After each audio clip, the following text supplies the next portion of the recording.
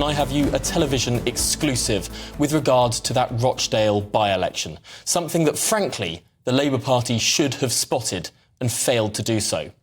The Labour Party's now disowned candidate had posted a photograph on his social media in 2015, shaking hands with the then Respect Party MP, George Galloway. George Galloway at the time was a very controversial figure.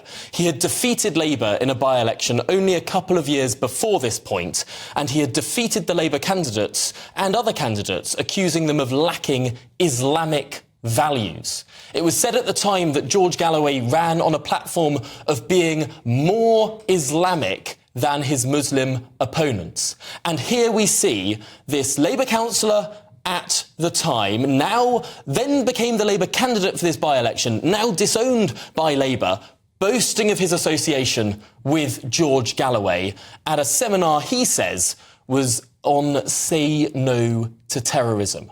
There we have it, the former Labour candidate shaking hands with George Galloway, something that, had the Labour Party known about, you'd surely think they would have thought this was not a man who was suitable to be a candidate, especially in a by-election. Absolutely, great spot there, Tom. Red flag much for the Labour Party when they were looking at picking candidates? George Galloway, all happy to see you? It's extraordinary, especially given George Galloway is standing in this seat. Any association with George Galloway would throw up a red flag. There are Labour candidates who have been removed from the Labour candidates list from liking tweets from Caroline Lucas. Now, Caroline Lucas, of course, stands against the Labour Party, is opposed to the Labour Party, but I think people would say is perhaps less toxic in our political culture than George Galloway. And if candidates have been stood down for liking tweets from Caroline Lucas, but not stood down after shaking hands and boasting of associations with the then Respect Party MP, George Galloway, it raises huge questions. Yes, and we'll have to look into what exactly that event was there. Say No to Terrorism.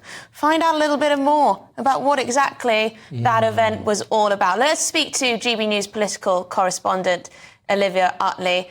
Olivia, thank you very much for joining us. Tom just showed us this tweet from 2015, pictured Azhar Ali, of course, the Labour candidate for Rochdale, smiling and shaking the hands of George Galloway. Well, absolutely. I think that tweet that Tom's unearthed makes things even more embarrassing for Keir Starmer. This has really been an extraordinary 48 hours in politics. Just 2 days ago, Keir Starmer was defending Mr. Ali, saying that he had the support of the Labour Party, even when Labour members, Labour Jewish groups were saying that they would not campaign in Rochdale for Mr. Ali, following his comments suggesting that Israel essentially put a green light on the Hamas attacks of October the 7th in order to do whatever they wanted to in Gaza. Those are abominable comments. And finally, last night, Keir Starmer withdrew his backing. Now, why did it take him so long? Well, one reason, of course, is that it is now too late for Labour to put someone else on the candidates list. Nominations have already closed, which leaves us in the very strange position where Mr. Ali, despite Labour having formally withdrawn their support from him, will have the Labour logo next to his name when Rochdale voters go to the ballot box on Thursday. But if he does get elected, he won't have the Labour whip. Now, the other reason that perhaps Keir Starmer stood behind Mr. Ali is because, and there are those on the left of the Labour Party who are pretty furious about this. Previously, Mr. Ali had been seen as someone of the sort of centrist tradition, someone more in Keir Starmer's own image. And actually, Louise Ellman, the Jewish Conservative MP who left the party when Mr. Corbyn was leader but came back under Keir Starmer, backed Mr. Ali because she said that he had a long history of being anti-Islamic extremism. So that could be perhaps why Keir Starmer took so long to withdraw his support. But this image that Tom shows, well, that puts a very different light on things.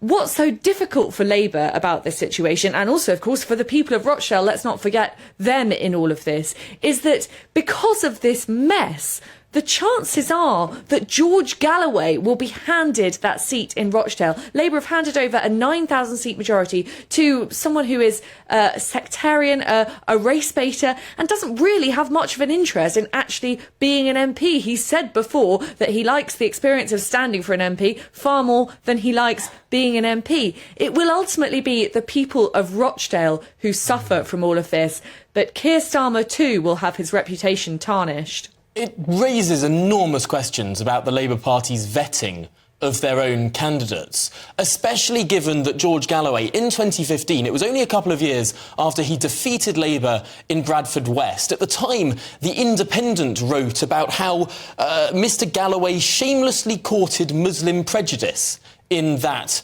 by-election campaign. And huge questions for anyone who would be shaking his hand, let alone anyone who wanted to be a Labour MP, who would be boasting about such an association.